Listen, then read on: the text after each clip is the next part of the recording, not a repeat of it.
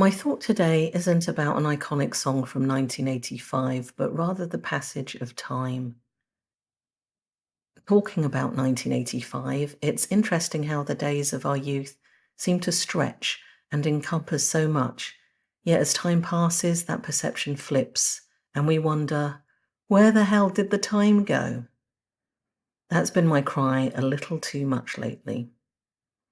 As we age, the days seem shorter, but it's getting a little ridiculous for me now, especially seeing as I don't feel like this should be happening at my age. I mean, I was expecting to feel this way another 30 years from now. Wondering where the same time I experience versus a middle schooler goes prompted me to do a little research. I like it when I type something into a search engine and a listing stands out, not because it's at the top of the stack. Now, it's happening less and less these days. Have you noticed that when you type keywords into any major search engine, depending on the topic, you get a mass of way too similar results? Where have all the dissenting voices gone? I could talk about censorship a little too much, so I'll stop and get back on track. Wondering if time has sped up led me to this article stating there is evidence that our perception of time has sped up thanks to smartphones. That was almost 9 years ago, so you can imagine that with the tech we have now, the perception has intensified. And as it's our perception, the good news is we can also perceive it differently. Being surrounded by tech does make that tricky though.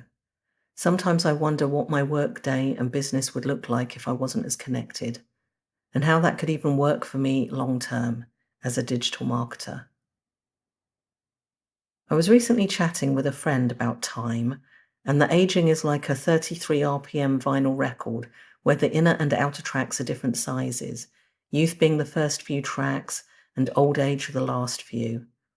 And thinking about how a record plays sound at the same pace, even though the diameter of the vinyl shrinks towards the center. It's all about the grooves. So the past few weeks had me creating grooves, getting off autopilot as much as possible, and being extra mindful about tasks for both work and play.